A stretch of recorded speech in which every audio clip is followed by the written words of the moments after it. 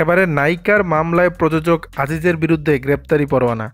ঢাকায় সিনেমার নবাগত চিত্রনায়িকা জাকিয়া কামাল মুনের দায়ের করা প্রতারণা মামলায় দেশের অন্যতম প্রযোজনা সংস্থা জাজ মাল্টিমিডিয়ার কর্ণধার আব্দুল আজিজের বিরুদ্ধে গ্রেপ্তারি পরোয়ানা জারি করা হয়েছে। রোববার 23 ফেব্রুয়ারি ঢাকা মেট্রোপলিটন ম্যাজিস্ট্রেট মোহাম্মদ এহসানুল ইসলামের আদালত তাকে এই গ্রেপ্তারের আদেশ দেন।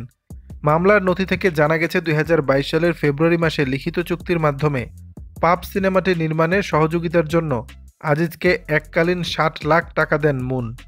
ওই বছরের মার্চের মধ্যেই সিনেমার কাজটি শেষ করার কথা ছিল। অঙ্গীকারনামার শর্ত মোতাবেক আজিজ বিনিয়োগকৃত টাকা ফেরত দেননি। বারবার আইনজীবীর মাধ্যমে নোটিশ পাঠানোর পরও তিনি উপেক্ষা করেছেন। উল্টো গত বছরের মে মাসে পাপ সিনেমাটি একটি ওটিটির কাছে 1,10,00,000 টাকায় বিক্রি করে দেন।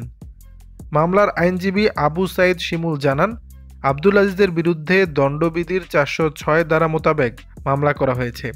এ বিষয়ে মামলার বাদী চিত্রনায়িকা জাকিয়া কামাল মুন গণমাধ্যমকে বলেন, আমি বারবার টাকা ফেরত চেয়েছি কিন্তু আজিজ ভাই দেননি। উল্টো বিভিন্ন প্রযোজককে বলে দিয়েছেন আমাকে যেন কোনো সিনেমায় না নেওয়া হয়। দর্শক, বিষয়টি নিয়ে আপনাদের মতামত জানাবেন নিচের কমেন্ট বক্সে।